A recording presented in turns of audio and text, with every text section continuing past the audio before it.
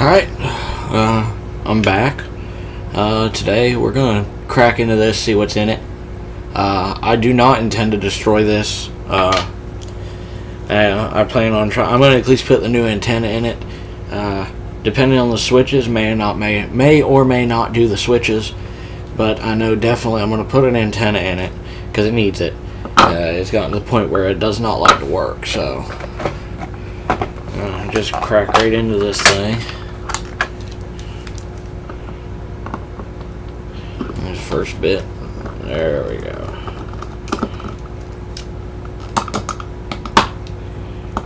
A really long screw.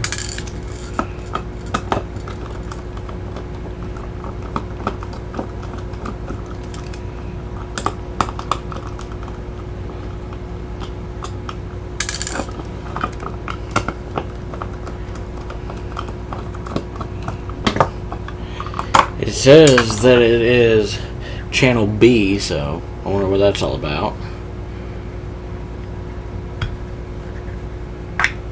Okay, crack that open.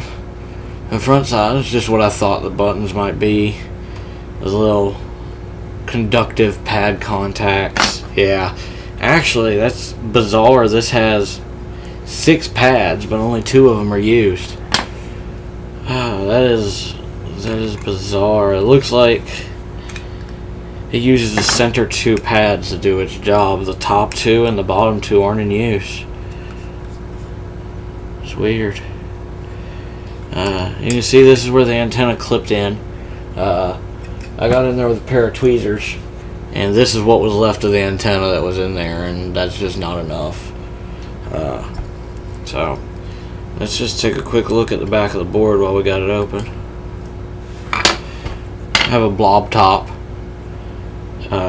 which I'm not surprised. It's cheaper, easier.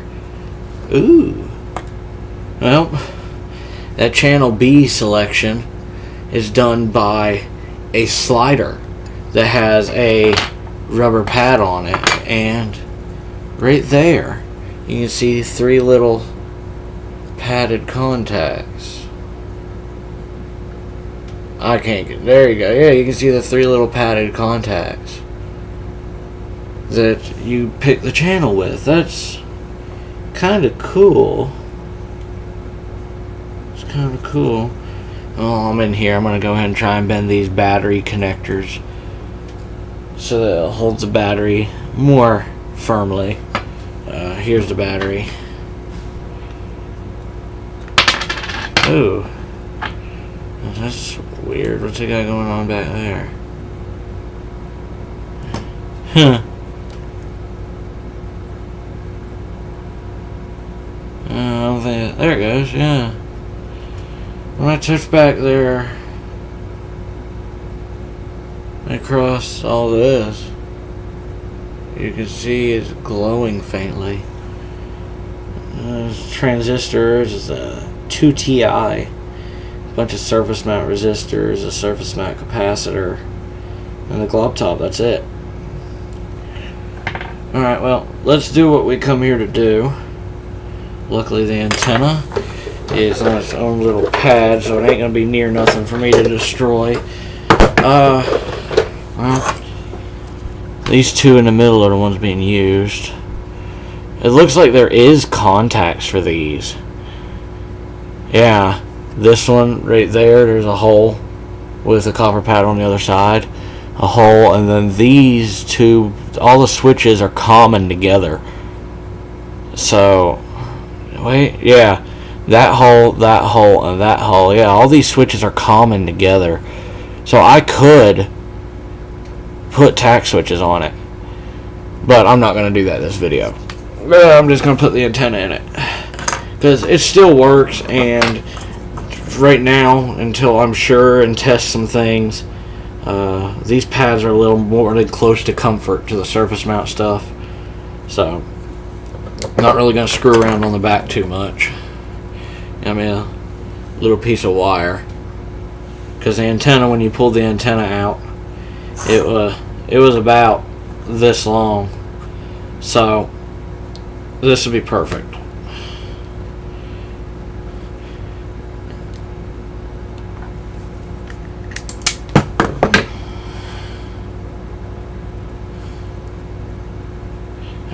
soldering iron warmed up.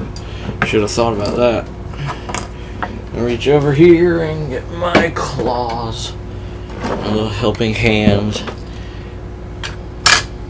to hold this beast in place with ease so that I can gently desolder that. I think it ought to just pop out. I got some tweezers that I'm going to hold on to it with because it's just bare metal. Let's see if I can't. Yeah, now I got a grip on it. The soldering iron's nice and heated up. Yep, just plunked it right out. Now, try and clean up this hole a little bit. Reach down here in the magical drawer of mystery. Desoldering pump. Let's see if we can't get a lot of this solder off. There we go. I'm left with a nice, clean hole where the antenna went, right here. I think what I'm having to do is block out stuff underneath so that it will actually focus on the board. Now you can see right there where the hole is. You know, you can see that pretty well. I'm not going to try and make this zoom too much because it don't like to do it, so yeah. Alright, we got our wire, which I'm going to go ahead and just pre-tin.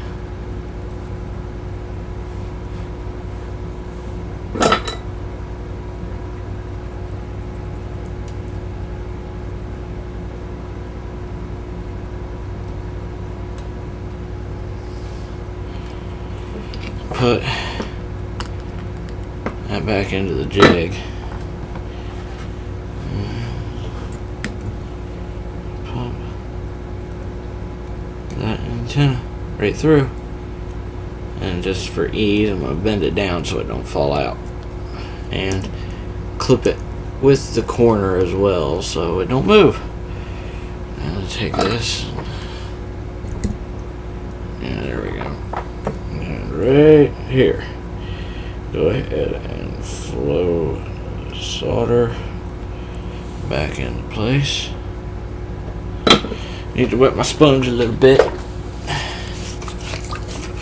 A little spray bottle of water, but I also just keep it around to wet the sponge for my soldering station.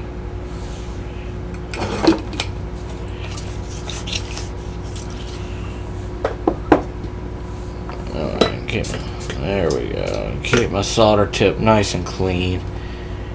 And go ahead. Yeah. There we go. Alright, take this off. Magical drawer. I don't have any snips. I've got some coming off of eBay. Big Clive, you know, he tested them, and you know they're good little snips. So, but I also find that if you ain't got snips, a 50-cent pair of nail clippers. These aren't the toe ones. These are nail clippers. They are great for snipping leads, and they're so cheap that if they tear up, they're just super disposable. So, and clip the lead just fine. So, let's see. I want to route this in a way that's not going to get in the way of anything. So I'm going to put this back in and try and route this like such so that it just stays out of the way.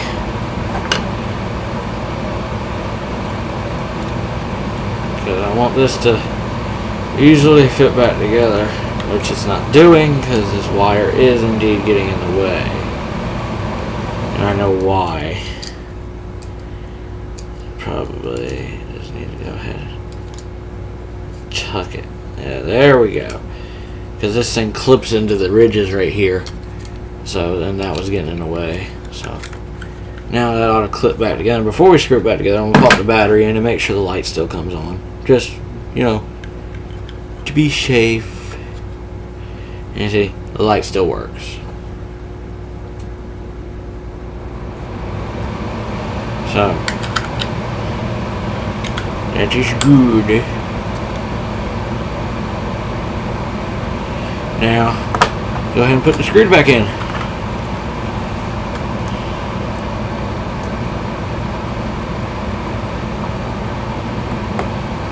It should work rather nicely.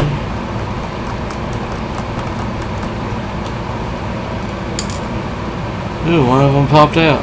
Huh. Roll away.